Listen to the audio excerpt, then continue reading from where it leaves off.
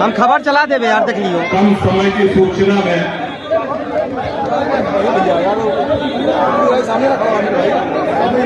जनसत्ता दल के सभी हमारे स्तंभ,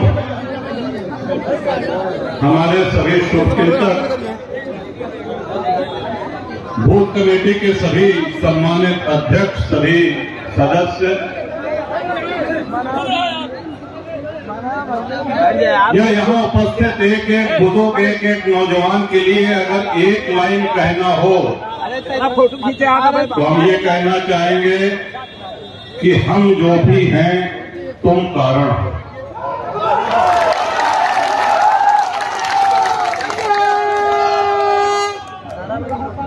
अच्छा, बहुत ध्यान से समझ जाएं। 30 नवंबर 2018 ये तारीख आपको याद है क्योंकि आपके दल की स्थापना, और यहां पे कोई भी ऐसा भाई मौजूद नहीं है जो यहां से लखनऊ तक का सफर करके और उस ऐतिहासिक मीटिंग में रमाबाई मैदान में एक बहुत ही विशाल जनसभा में आप साक्षी बने, आपके आशीर्वाद से जनसत्ता दल का जन्म हुआ। शांत रहा यार। नवंबर 2018 के बाद 6 महीने के अंदर लोकसभा का चुनाव 19 में हुआ और उसमें आप सबकी राय से बिना किसी दल से गठबंधन करे हुए लोकसभा कौशाम्बी से शैलेंद्र जी प्रत्याशी बनाए गए। अब आप कल्पना करिए कि जिस पार्टी को बने हुए अभी 6 महीने भी नहीं हुआ है, आपने बिना किसी गठबंधन, बिना किसी राजनीतिक दल के समर्थन के दोनों विधानसभा कुंडा और बाबागंज में सारे राष्ट्रीय दल को पीछे छोड़ दिया। कहीं भाजपा तीसरे पे आई, कहीं सपा तीसरे पे आई। दोनों जगह जनसत्ता दल से शैलेंद्र जी को इतना आशीर्वाद मिला कि भारी अंतराल से ये जीते। कौशाम्बी में जाकर के हम कौशाम्बी जनपद में कमजोर थे। ये सच्चाई आपके सामने है। सभी लोगों ने मेहनत करी। अब जब लोकसभा आया तो किसी कारणवश या कुछ कारणोंवश गठबंधन नहीं हो सका किसी दल से और ये निर्णय लिया गया कि इस बार जनसत्ता दल के झंडे से चुनाव नहीं लड़ना है। आप लोगों के मार्गदर्शन के लिए हम सभी लोग जैसे परिवार में रहते हैं, छोटे मोटे निर्णय स्वयं लिया करते हैं, लेकिन जब बड़ा कोई बात होती है तो मैंने अपने परिवार में पूछा था कि कहो भैया और सब जने ऐसी ऐसी बात है, अहमद ना की जाए। तो ये परिवार की बैठक हो रही है, ये कोई जनसभा नहीं है। अब परिवार बड़ा है तो बैठक भी बड़ी होगी और ये आपसे दिशा निर्देश, आपकी राय लेने के लिए। इसमें कहीं किसी का कोई स्वार्थ नहीं है, लेकिन हमारे मन में कुछ उलझन है, कुछ समस्या है और एक से अधिक के अपने इस राजनीतिक जीवन काल में हमने पूरी सदैव पारदर्शिता रखी है, अपनी विश्वसनीयता बना करके रखी है और हमारी सबसे बड़ी चिंता यही रहती है कि जो आपका स्नेह, आपका प्रेम और आपका विश्वास मुझको मिलता रहा है, कहीं किसी हमारी कमी के कारण, हमारी किसी गलती के कारण उस प्रेम में, उस विश्वास में कोई कमी न हो पाए। इसीलिए आज आपको अब आ जाए, जब कोई प्रत्याशी लड़ाया जाता है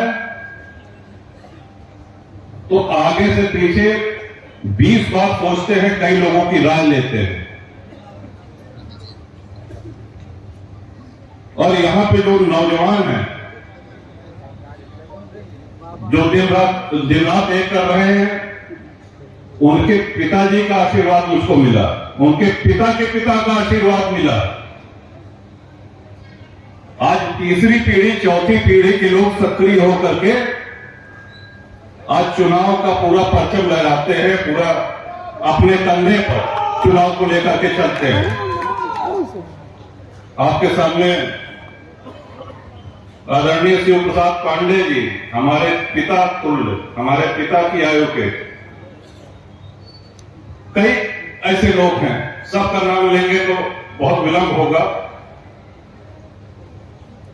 अच्छा लगता है जब क्षेत्र में जाते हैं, लोग बताते हैं कि भैया हम उनके नाती हैं। इतनी अभी हमारा हुआ नहीं भगवान है तो जाना की, लेकिन हाँ, तो सबसे बड़ा दायित्व तो यह होता है कि जब हम आपसे कहते हैं कि साहब जिला पंचायत का चुनाव है, तो इसमें कुलदीप पटेल प्रत्याशी हैं, इसमें मोहित बेग प्रत्याशी हैं, इसमें अजय यादव प्रत्याशी हैं, इसमें विनोद पटेल प्रत्याशी हैं, इसमें राम सुमेर सरोज प्रत्याशी हैं, तो उसके पीछे एक जिम्मेदारी होती है। अगर हमारे कहने पे आप ब्लॉक प्रमुख को जिताते हैं तो ये हमारा दायित्व होता है कि कल के दिन आपका काम पड़ेगा तो वो आदमी आपके साथ खड़ा रहेगा। हमारे अनुरोध पर, भैया नारा में लगाओ, हमारे अनुरोध पर अगर आप अनवरत 6 बार से बाबागंज से विधानसभा का चुनाव श्री रामनाथ सरोज को और उसके बाद विनोद को आप जिता रहे हैं, तो ये हमारे ऊपर बहुत जिम्मेदारी का बोझ है। आप कल्पना करिए, बिना किसी पूरे उत्तर प्रदेश में एमएलसी के चुनाव में भारतीय जनता पार्टी के अलावा एक भी पार्टी का एक भी एमएलसी नहीं जीता,